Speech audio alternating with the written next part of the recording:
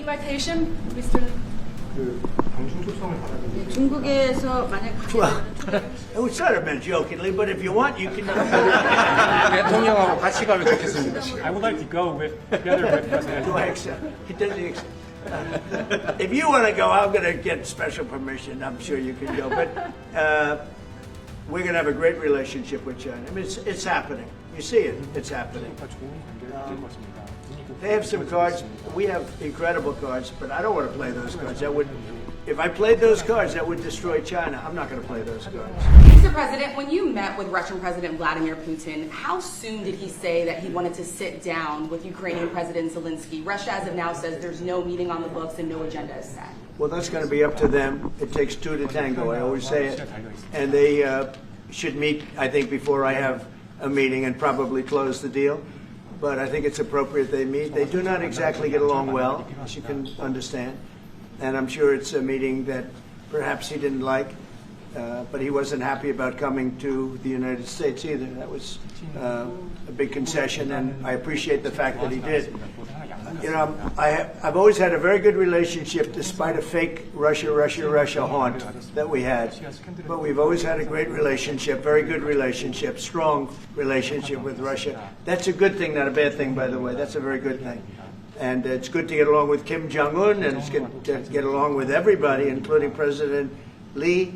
It's good to get along, and I get along with the foreign leaders. You see that with the biggest group of foreign leaders that we've ever had. Don't forget the European Union was here also representing a large group of countries just recently. So I believe that we're going to get that war straightened out. We're going to get it done. I don't know that they'll meet. Maybe they will. Maybe they won't. They'd like me to be at the meeting. I said, you guys ought to work it out. It's between you. It's not us. Now, in the meantime, we're not spending any money on, as you know, on Ukraine. We're selling military equipment to NATO. NATO now is taking in, excuse me, NATO now is taking in a large amount of money from the countries. They're taking in 5% of GDP versus 2%. They're paying the 5%. They never paid the 2%, most of them, or a lot of them. NATO has a lot of money. We are selling military equipment to NATO at full price, and NATO's distributing that equipment to wherever they are. I mean, perhaps to Ukraine. So NATO's working with Ukraine. Biden was giving hundreds of billions of dollars, just willy-nilly, just giving money. He had no idea where it was going. It was terrible what was happening. So we're not involved anymore in terms of the cost. We're in for $350 billion. As you know, I also got the rare earth deal done with Ukraine, which was worth much more than the $350 billion. But I'm not interested in the money so much, even though we've done a great job in that regard. I'm not interested in that. I'm interested in stopping a war where last week 7,109 soldiers died, both Russian and Ukraine. It's such a waste of life and humanity. They're not from this country. They're not from any other country other than Ukraine, for the most part, other than Ukraine and Russia.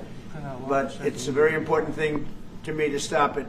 I stopped 7 wars that were raging, one for 31 years, the Congo, and as you know, Rwanda, one for 35 years. I don't have to go into them. You know the list better than I do.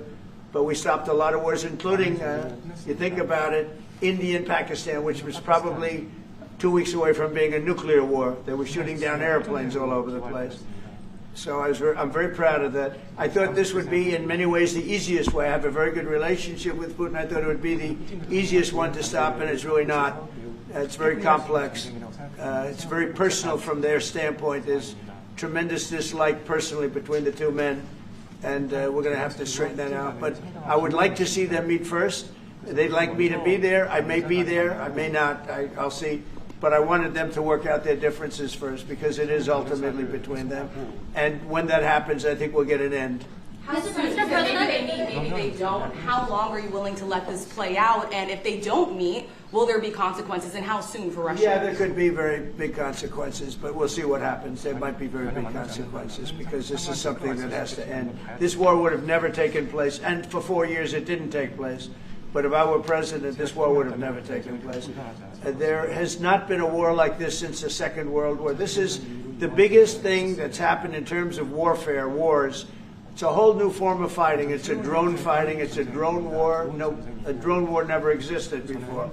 And we're actually studying it from the standpoint of Pete Hegseth and everybody. We're studying it and studying it very carefully. This is a whole new form of war, but it's a violent war, and there has been nothing like this since the Second World War. So we'll see what happens over the next week or two, and at that point I'll step in very strongly, and if I have to be there, I'll be there. And we'll either have a deal or we won't. But a lot of people are dying, and I want to get us... Mr. President, Kim Jong-un wants to meet. When do you want to meet with him?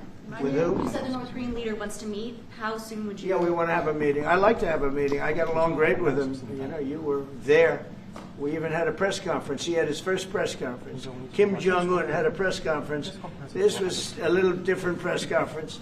I said, have you done a press conference before? No. And you know what? He did great. It was a great press conference, actually. It was historic. I doubt he's done one since. But I said, would you like to meet the fake news? Because whatever you want to do. And they came in, like you've never seen anything like it. And then he said, enough. And that was the end of the press conference. That was the end. It ended very rapidly. But I think he had a good time. I look forward to meeting with Kim Jong-un in the appropriate future. Mr. President, the United States question. Will you reduce the number of forces in South Korea so that the United States can have more flexibility in the region? Say it. Would you consider reducing the number of U.S. forces in South Korea so that the United States can have more Well, I flexibility don't want in to the say region? that now because we've been friends and we're friends. And look, we have a lot of people over there. We have over 40,000 troops in South Korea. As you know, South Korea agreed to pay for that during my last term. And then when Biden came in, they complained to Biden that I wasn't a nice person. And he agreed not to pay. He gave up billions of dollars. We were getting paid billions of dollars. But then Biden ended that for whatever reason. It's unbelievable that he did. But we have a very good relationship militarily. They would say, but we gave you land. I said, no, you didn't. You lease us land. There's a big difference between giving and leasing. And maybe one of the things I'd like to do is ask them to give us ownership of the land where we have the big fort. You know, we spent a lot of money building a fort, and there was a contribution made by South Korea, but I would like to see if we could get rid of the lease and get ownership of the land where we have a massive military base.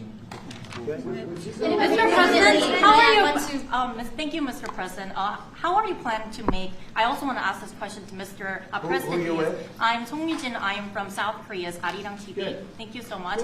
So, as mentioned earlier, United States is South Korea's most important and closest ally. So, in this point of view, I would like to ask you and also President Yi, what do you think are the key ways to make the South Korea-U.S. alliance greater?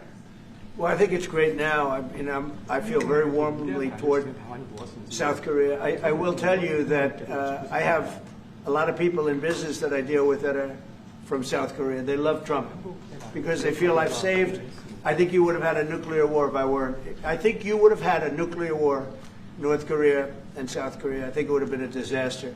You're only 60 miles away from Seoul. They don't even need nuclear. They have their cannons, howitzers, and they have them buried in the mountain. You know what I'm talking about. And I think you would have had, if I didn't win that election, if Hillary Clinton, crooked Hillary, won that election, I think you would have had a nuclear war. It would have taken place, and it would have been horrendous for everybody, including them. It would have been very bad for them because we would have had to enter the picture, and we are the most powerful nuclear country in the world by far. Russia's second, China's third. China's going to catch eventually, 5 or 6 years. They're working to catch. One of the things we're trying to do with Russia and with China is denuclearization. And it's very important. One of the things I discussed with President Putin the other day, it wasn't just that, it was also other things. And I think the denuclearization is it's a big aim. But Russia's willing to do it, and I think China's going to be willing to do it too. We can't let nuclear weapons proliferate. We have to stop nuclear weapons. The power is too great. Okay? Thank you. Mr. President, I'd like to ask you further question about South Korea and U.S. alliance. I'm Anna from the Korea Times. Good. And I'd like to ask you about the trade deal that's on the table. Yeah. You mentioned about the shipbuilding industry, and President Lee mentioned about the manufacturing industry. And what other areas or sectors that you intend to focus on this trade deal? Because Korea is bringing in many investments and create jobs as well. So I'd like to know the opinions of both, how to get a beneficial outcomes for both countries through this deal. Well, we're going to get along great because we really sort of need each other. We love what they do. We love their product. We love their ships. We love a lot of the things that they make. And they love what we have. We're dealing with them on Alaska having to do with the oil. You need oil and we have it. So we have a big advantage in that way. We have more oil and gas and coal and energy than any other country in the world by far. No, for whatever reason, God was very good to us. He gave us the greatest. We didn't use it. We started to use wind. Wind doesn't work. They started to use solar panels that took over the land all over the Midwest, where the farmers said, what happened to my land? They'd have a 10-mile by 10-mile solar field that they couldn't farm, the most valuable land, farming land in the world, probably the most vibrant in the world. And they put solar plants all over the place. It's ridiculous. Big, massive black fields of solar that all comes out of China, or plastic, all comes out of China. But we have the greatest amount of energy in the world, and we're dealing with South Korea, as you know, in Alaska, and we're going to be making a deal, a joint venture with South Korea. Japan is involved also, very strongly involved. So we have Japan and South Korea, and we're actually the closest. You know, it seems like quite far away, Alaska, but actually it's right up the little ocean, right up the little Pacific Ocean. It's actually pretty close, relatively speaking. But we have more oil and gas and coal than any other nation in the world by far, and we're going to use it. And that's the thing that South Korea, I think, most wants from us, I would think. Would you go back to the DMZ to meet with the North Korean leader? Say it? Would you go back to the DMZ to meet with the North Korean leader? I loved it. Remember when I walked across the line and everyone went crazy? Especially Secret Service, I would say they were going crazy. And I looked into those windows, you know, the windows, the glass, that you could only see if you looked direct, because there was all sorts of stuff. But I looked in and I saw more rifles pointing at me than you could. There were a lot of rifles in that building. The Secret Service was not happy. You know the buildings I'm talking about? The two blue buildings on each side. And I walked up the middle and I looked in the window and I saw more guns in that room than I've ever seen in my life. I looked at the other side and it was the same thing. And yet I felt safe. I felt safe because I have a great relationship with Kim Jong-un. I hope it stays that way. I think it will. I have a very good relationship. I understand him. I spent a lot of free time with him talking about things that we probably aren't supposed to talk about. And, you know, I get along with him really well.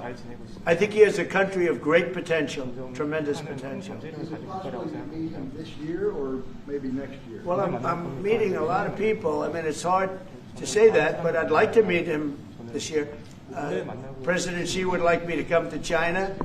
It's a very important relationship. As you know, we're taking a lot of money in from China because of the tariffs and the different things. And it's a very important relationship. We're going to get along good with China. I hear so many stories about we're not going to allow their students. We're going to allow their students to come in. We're going to allow, it's very important, 600,000 students. It's very important. But we're going to get along with China. But it's a different relationship that we have now with China. It's a much better relationship economically than it was before. With Biden, boy, what he allowed that, I mean, they just took him to the cleaners. You know the expression? They took him to the cleaners. I'm sure they have an equal expression in South Korea, but they took that guy out for a ride like nobody's ever been ridden before. Terrible. But we have a very strong relationship, Howard, I would say, economically with China now, getting much better. They have to give us magnets. If they don't give us magnets, then we have to charge them 200% tariff or something, you know. But we're not going to have a problem, I don't think, with that. I think that's perhaps behind us. You know, China intelligently went and they sort of took a monopoly of the world's magnets. And nobody needed magnets until they convinced everybody 20 years ago, let's all do magnets. There were many other ways that the world could have gone. But so it'll take us probably a year to have them. We're heavy into the world of magnets now, only from a national security standpoint. But we have a powerful thing. It's airplane parts, have many Boeing jets. You know, they had 200 jets that didn't fly. And I've sent them all, based on his word, I sent them all of the parts so their planes can fly. I could have held them back. I didn't do that because of the relationship I have. And their planes are now flying. You know, we had 200 of their planes were unable to fly because we were not giving them Boeing parts purposely, because they weren't giving us magnets. Therefore, we weren't giving them. But we have a much more powerful thing, that's tariffs. If we wanted to put 100%, 200% tariffs on, we wouldn't do any business with China. And, you know, it would be okay, too, if we had to. But the magnet situation, we have tremendous power over them, and they have some power over us with magnets. We're going to have a lot of magnets in a pretty short period of time. In fact, we'll have so many we won't know what to do with them. But you know the story. It's a very interesting history with magnets. And it really is because presidents, not being business people, they allowed that to happen. And they shouldn't have. But we have much more. I mean, look, in terms of playing the cards, we have much bigger and better cards than they do. But with that being said, I think we have a great relationship. I spoke to President Xi fairly recently, and at some point, probably during this year or shortly thereafter, we'll go to China. And I think we're going to see a magnificent sight. It's a great country. Mr. President, on the National both you Guard. and President Lee actually are planning to go to China. You mentioned either this year or next year. Could you please share more details about your plans going to China and also President Lee? Well, maybe we'll go together. Do you want to go together? We can share a plane. We'll save energy. We'll save a little, the ozone layer. Remember President Obama used to talk about the ozone layer, and then he'd fly to Hawaii to play around the golf in the 747. Mr. President, on Would the you accept national. the invitation, Mr. Lee? 중국에서 만약 I was sort of meant jokingly, but if you want, you can. 대통령하고 같이 가면 좋겠습니다. I would like to go together with President Do I accept? He doesn't accept. If you want to go, I'm going to get special permission. I'm sure you can go. But we're going to have a great relationship with China. I mean, it's happening. You see it. It's happening. They have some cards. We have incredible cards, but I don't want to play those cards. If I played those cards, that would destroy China. I'm not going to play those cards. Mr. President, on the National Guard, you've talked a lot about Democratic-run cities and states. Yeah. Would you also consider sending the National Guard into red states and red cities that are also seeing high crime? Sure, but there aren't that many of them. If you look at the top 25 cities for crime, just about every one of those cities is run by Democrats. And you know, one of the bad things they did, cashless bail, if you look back on time, when they allowed a murderer out that afternoon, you know, he'd kill somebody and then a couple of hours later he's walking the streets again, oftentimes killing again rapidly. Cashless bail is a disaster. You saw we had a news conference today on that. We're wiping it out in D.C., immediately wiping it out. It started in New York, I must tell you, and it's been a horrible thing for crime, especially violent crime. So we're going to end cashless bail, yes. Thank you. When will you deploy to Chicago, and how long are you keeping troops here in Washington, We're in a D.C.? discussion. I really want to be appreciated. You know, when we go into a city and wipe out the crime, so D.C., it sounds so horrible. I'm embarrassed to say it in front of you because they don't have anything like this. Washington, D.C., sir, has not had a murder in 11 days. Now, he's saying that's a horrible thing to hear because they don't have murders forever. But Washington, D.C., if you go back and check, it's been many years since we went a week without having a murder. Now we haven't had, and I would say that Washington, D.C. right now is much safer than Seoul. You know why? Because we have a friendly neighbor. We have more friendly neighbors. You have a different kind of problem. We all have different problems. But Washington, D.C. is a very safe city right now. People are going out to dinner. Restaurants are opening. Restaurants that were going to close are now going to stay open. Friends of mine are going out to dinner all the time. They didn't go out to dinner for 4 years. It went rampant during the Biden years. just rampant. That's why Susie is very close to the mayor and has a lot of respect for her, but I view it maybe a little differently because the mayor would say that it's gotten better for 30 years, it's gotten better. No, it's gotten worse. And the worst day of all was when we just got to office for the second time, and it's in very bad shape. So the mayor shouldn't be saying that violent crime has been getting better. It's been getting much worse. And the day I took office, it was the worst. And we did some minor things, made it a little bit better, but then we said, look, we got to stop it because too many people are getting killed. And we have not had a murder in 11 days. It sounds crazy. I hate to say this in front of this gentleman who I respect, because they don't have murders for years. But we have not had a murder in 11 days. And that's going to go on for a long time. And there will be, I guess, it'll happen a little bit. But we have a very safe city. This is one of the safer cities right now in the country. And in a short period of time, it'll be like the border. Nobody came in through our border. For the last 90 days, 3 months, we had 0 illegal aliens from the Congo, from South America, from all over the world, from prisons coming in, pouring into our country. Nobody, not one person, and this is done by a liberal group, a liberal think tank. They do the work. Not one person has come into our country. Think of that. It's been amazing. And I didn't have to go back to Congress and ask, Biden could have done this by himself. I did. I said, close the borders. We had the great Tom Homan. We had Christie, as you know, Christie Noem, who did a fantastic job. She's doing a fantastic job. Pete Hegseth has been incredible with the, as I call it, the Department of War. You know, we call it the Department of Defense, but between us, I think we're going to change the name. You want to know the truth? I think we're going to have some information on that maybe soon, but I think because, you know, Department of Defense, we won the World War I, World War II. It was called the Department of War. And to me, that's really what it is. Its defense is a part of that. But I have a feeling we're going to be changing. I'm talking to the people. Everybody likes that. We had an unbelievable history of victory when it was Department of War. Then we changed it to Department of Defense. So that's a little thing, has nothing to do with your country, but it's something that I think you're going to be hearing about or seeing about over the next couple of weeks. Probably that change is going to be made over the next week or so. Are there two Koreas, North and South, or is there one Korea waiting to be unified? Well, I know it is 2 Koreas. I mean, you know, there was one Korea. It was a very large country and a very powerful country. And it was a country that went to war with China. President Xi explained it. Went to war with China many times over the last 2,000 years. You had many, I think he told me 51 times. So I remember I went to President Xi. I said, you know, we're having a problem with North Korea. Straighten it out, would you please? He said, well, we have been to war with them. And I think he said 51 times. But at that time, it was the whole of Korea. It wasn't, you know, North and South. And after he explained it, I said, all right, not going to be that easy. I guess you're right. But, you know, you had one Korea, and it was a very big, powerful nation. Now you have 2 big, powerful nations, but you have essentially a wall in between.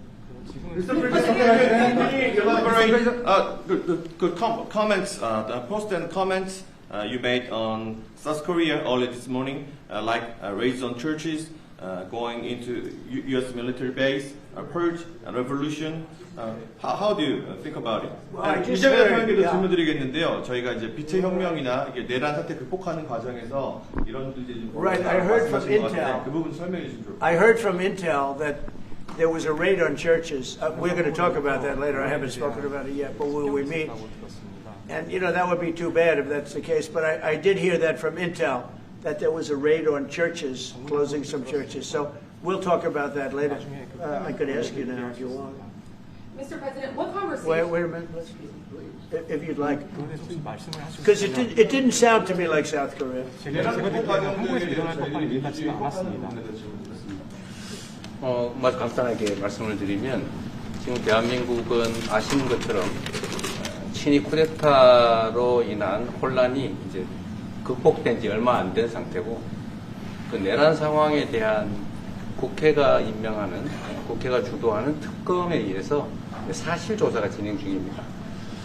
물론 저의 통제하에 있지는 않지만 하여튼 대한민국 검찰이 하는 일은 팩트 확인, 팩트 체크인데 미군을 직접 수사한 게 아니고 그 부대 안에 있는 한국군의 통제 시스템이 어떻게 작동했나를 확인한 것 같습니다. 나중에 좀 더 자세히 설명을 드리도록 하겠습니다.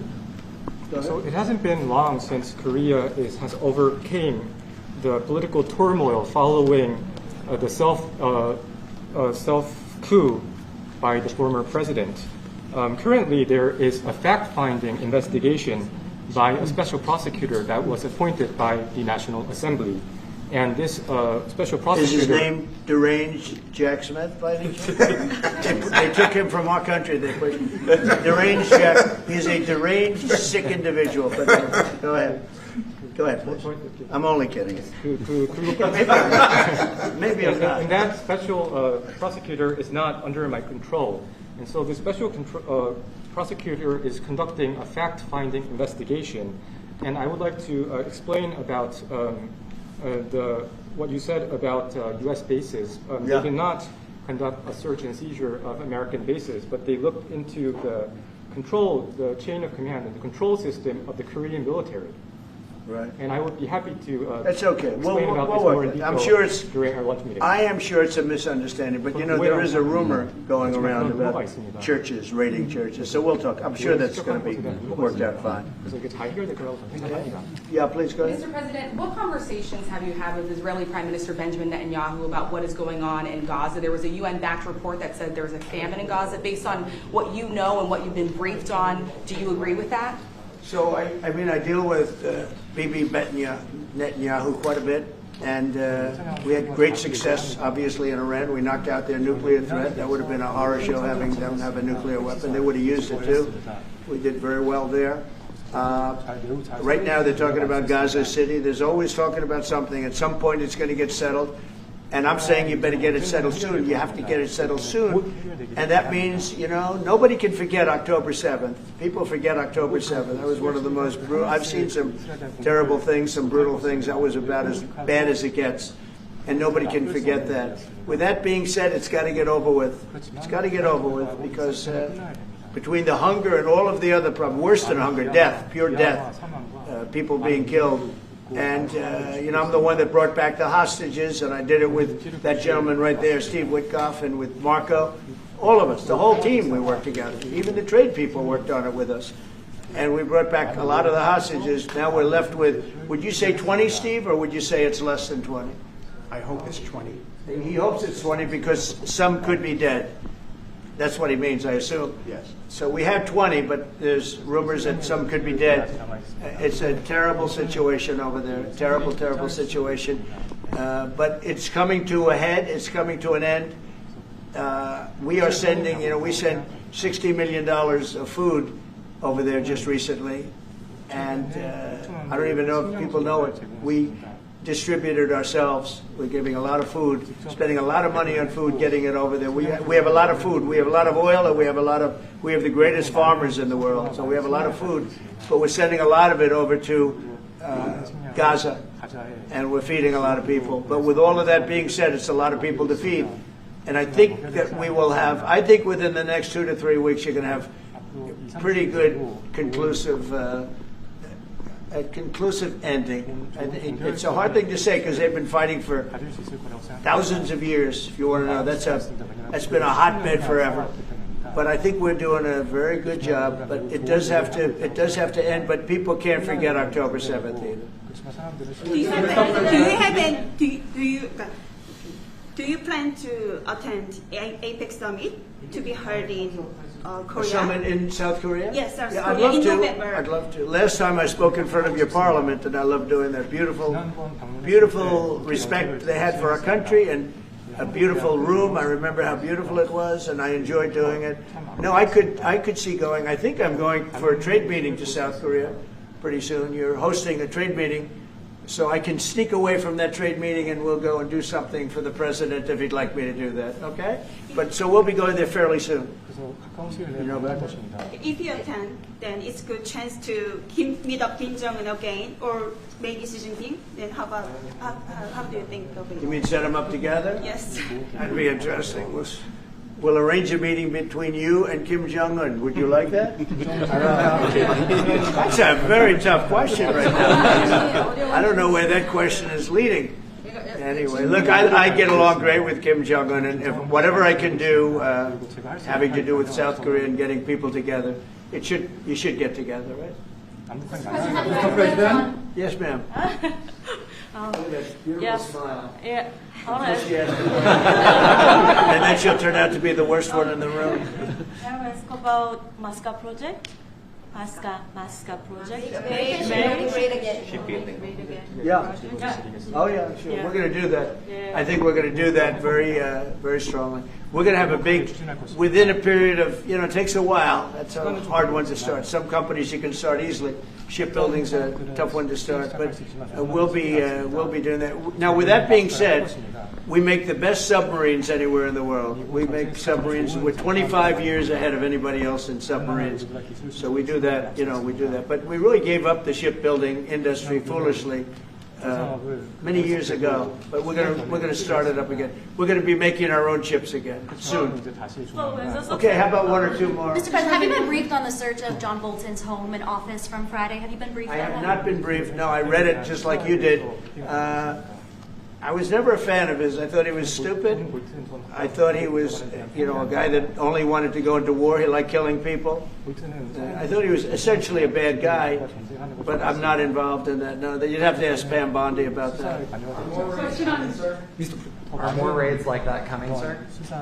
Are more raids like the one on John Bolton's house coming? More raids? I don't know. You'd have to ask the Department of Justice. They raided my house, I can tell you that.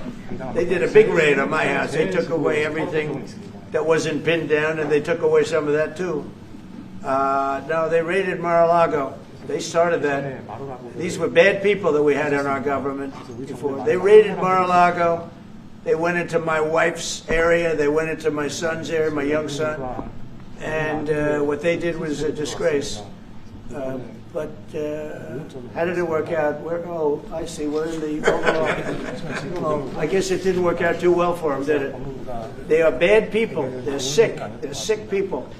And they came in with their guns into Mar-a-Lago, like 98 people. I wasn't there. Fortunately, I wasn't there. But they are very evil, very sick people, that group. And if they would have won the election, this country wouldn't exist as we know it. This country would have been a failed country. And now it's the hottest country anywhere in the world by far. We are the hottest country in the world by far. Okay. Mr. President? Yes, sir. Yeah. President Lee met with the Japanese Prime Minister before this summit. That's good. So is there something to discuss regarding the cooperation among South Korea, U.S., and Japan? I think so. Look, Japan is a great ally of us, and I had a little bit of a hard time getting you two together because you're still thinking about comfort women, right? Comfort women. That's all they wanted to talk about was comfort women. And I thought that was settled a few times over the decades. But there is an overlapping problem with that. Perhaps I'm wrong in saying it. Perhaps this isn't right, but the whole issue of the women, comfort women, very specifically, we talked, and it was a very big problem for Korea, not for Japan. Japan wanted to go. They want to get on, but Korea was very stuck on that. You understand? So I don't know. Perhaps you'd like to answer. It's a good question. It was hard getting Japan and Korea together because of what took place a long time ago. But Japan wants to do it, I can say. Korea is a little bit more tenuous, please. 지금 질문은 그 3자 협력에 대해서. 우리 한미일 협력은 매우 중요한 과제고 또 한미 관계의 발전을 위해서도 한일 관계가 어느 정도 수습이 돼야 됩니다.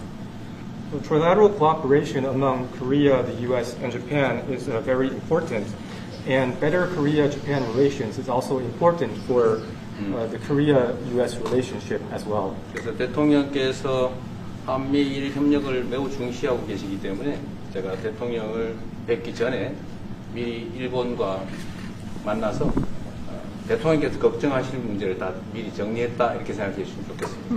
because I know that President Trump, that you put emphasis on trilateral cooperation, Right. I made a visit to Japan before coming to the U.S. to settle the difficult issues that we have. Good. Well, Japan wants to get along very well with you. And I find them to be great people, great country, obviously. And they want very much to get along with South Korea. And you have something in common, you know, you want to solve the North Korea problem. But Japan very much wants to get along with you, and I'm sure they will. I find the people that I deal with to be wonderful people, actually, as I do with you. 이번에 일본에 가서 이시바 총리를 만났을 때 그 전에 우리가 가지고 있던 여러 장애 요소들이 많이 제거됐다는 생각이 듭니다. So when I visited Japan and met with Prime Minister Ishiba, I realized that many of the obstacles that existed between our two countries have now been removed. Sure. During my term. We removed them during my term. There was an overlay a little bit, but we removed many of those obstacles during my term. And, you know, if you look at Prime Minister Abe, who was a great man, he was a great friend of mine, and he was assassinated. But he felt very warmly toward your country, I can tell you that. And the current Prime Minister, who I've gotten to know very well, feels the same way. So I think you're going to have a great relationship with Japan. Steve, go ahead. Just to close the loop on Gaza, is there a diplomatic push underway to try to get all this to end? Oh, there's a diplomatic push. No, is there? There has been, yeah, sure. Right now, Steve, I would say very serious diplomatic push. Marco or Steve, Marco, do you want to answer that first? Yeah, it's never stopped. We've always looked to find a solution there. Ultimately, as the President said, we want it to end. It has to end with no Hamas. Steve, where are we? I would say that we wouldn't be anywhere but for the President's truth last week, which was a statement to Hamas that they better get their act together and get to the peace table. But for that, it would have been all stalled. So, as usual, he is the man who moves it. Thank you. Thank you very much, everybody. Thank you.